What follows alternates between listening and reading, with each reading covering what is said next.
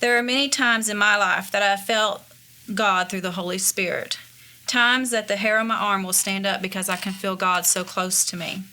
Sometimes I feel Him speaking through the heaviness of my heart that tells me to pray, a peace in my soul that lets me know that I'm on the right track, and other times I can hear an audible voice in my soul that speaks, giving me direction. When God gave me the promise of having Mason was one of those times that the Holy Spirit spoke to me through a feeling of peace. By the time I was 22, I was already married 2 years, and I had already been through multiple miscarriages. I had lost early in pregnancy, several of them, and then the last one was late in pregnancy.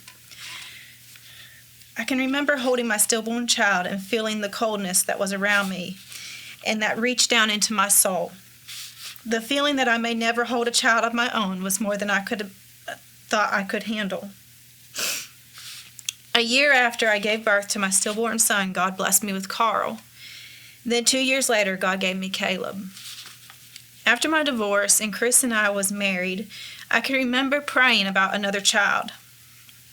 I remember running down Oak Street in Livingston past a specific house and be praying that God would give Chris and I a child, if it was His will.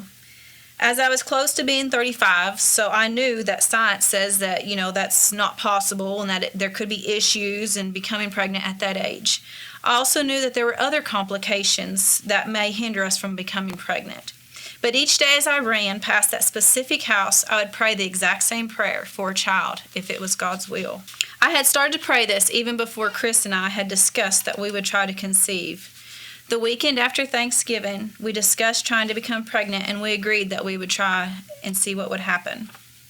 One day after that discussion, as I was running once again down Oak Street and I was praying and pouring my heart out to God, I felt peace in my soul, and I knew then that God was going to answer that prayer. To this day, I can run that street and think back to the time and remember that God fulfills His promises. By Christmas of that year, I had become pregnant with Mason. As some of you know, throughout the whole pregnancy, I had difficulties.